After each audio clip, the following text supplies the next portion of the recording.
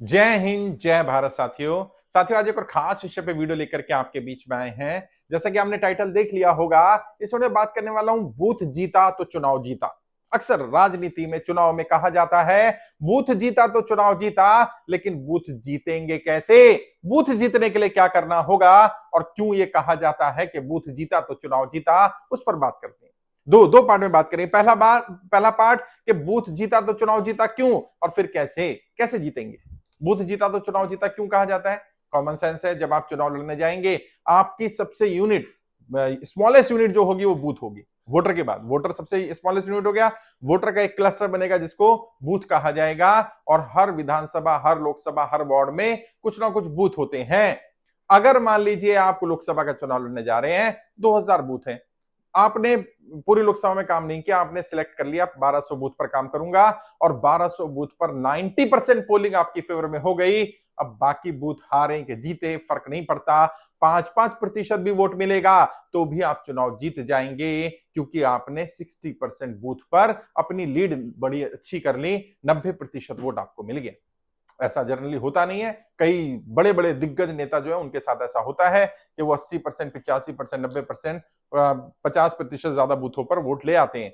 लेकिन आपका उद्देश्य क्या होना चाहिए? बूथ जीतना। हर बूथ नहीं जीत सकते, लेकिन कम से कम जो आपके मजबूत बूथ है, बूथों को अलग अलग कैटेगरी में डिवाइड करिए। जो मजबूत है, जो एवरेज है, जो वीक है, मजबूत को और मजबूत बनाना। 100% पोलिंग, वहां पर जितनी पोलिंग हो उसका 100% वोट मिल जाए, जहां कम से कम आप रहते हैं। आपके गांव का, आपके मोहल्ले का, आपके आस पड़ोस का कम से कम 10, 20, 50 बूथ ऐसे अगर ढूंढ लिया आपने, जो जहां पर आपको 100% पोलिंग मिल गया, तो एक बूस्टर का काम करेगा।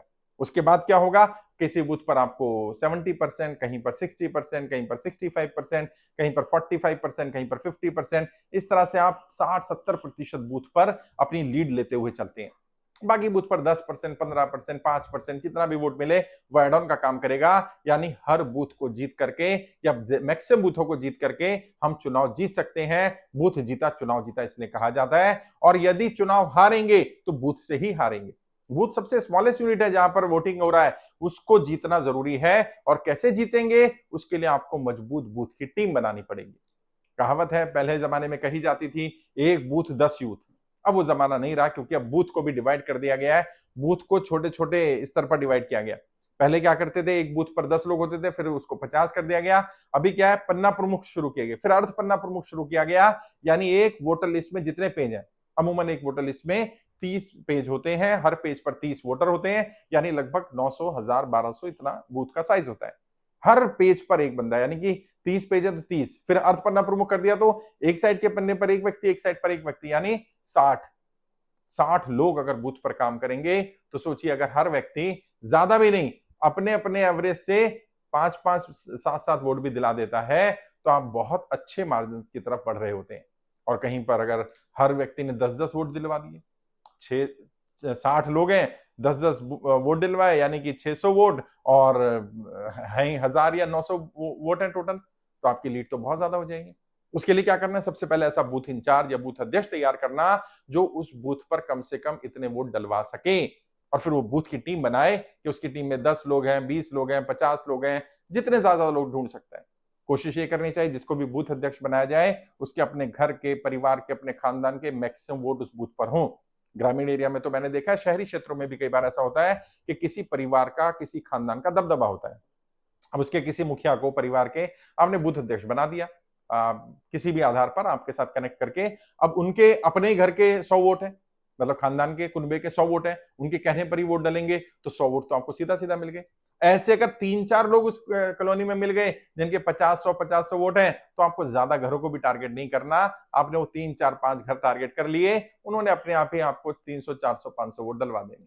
करवाते हैं लोग, बहुत सारे लोग हैं ग्रामीण एरिया में, परिवार से बाहर या मुखिया से बाहर लोग नहीं चलते हैं। और जब उनका परिवार का व्यक्ति चुनाव में बूथ इंचार्ज का काम कर रहा है, जिम्मेदारी, दायित्व मिला हुआ है, तो ये माना जाता है हमारा ही व्यक्ति चुनाव लड़ रहा है, यानी उम्मीदवार की हार हमारी हार हो जाएगी।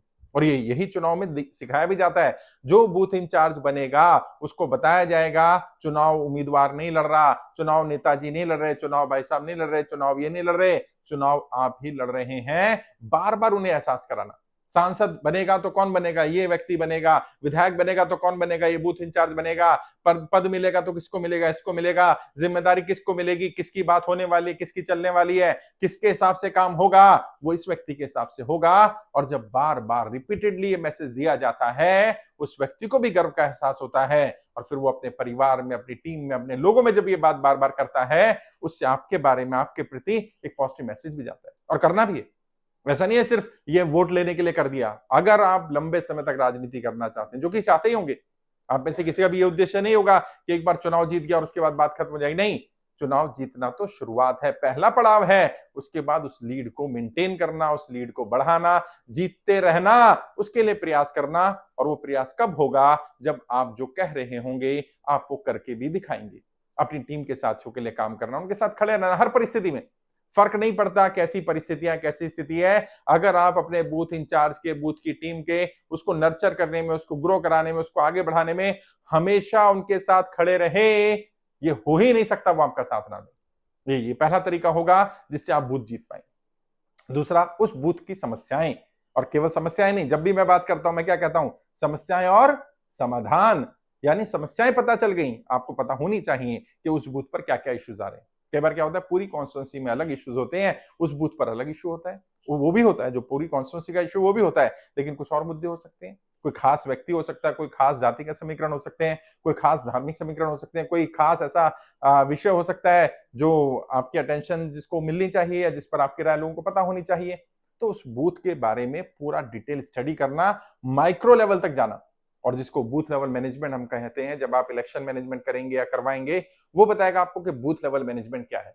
उस बूथ को लेकर के, बूथ के मुद्दों को लेकर के किस तरह से स्ट्रेटजी बनाई जाए, किस तरह से पूरा सिस्टम बनाया जाए ताकि हम बूथ जीत पाएं। और जब आप मुद्दों के आधार पर माइक्रो मैनेजमेंट करके बूथ लेवल पर जाएंगे, तो यकीनन वो बूथ जीत पाएंगे। और मैक्सिमम बूथों पर अगर आपने माइक्रो मैनेजमेंट कर लिया, इलेक्शन मैनेजमेंट का, बूथ लेवल मैनेजमेंट का, तो आप मैक्सिमम बूथ जीतेंगे, बूथ जीत लेंगे, चुनाव जीत जाएंगे, क्योंकि बूथ जीता तो चुनाव जीता।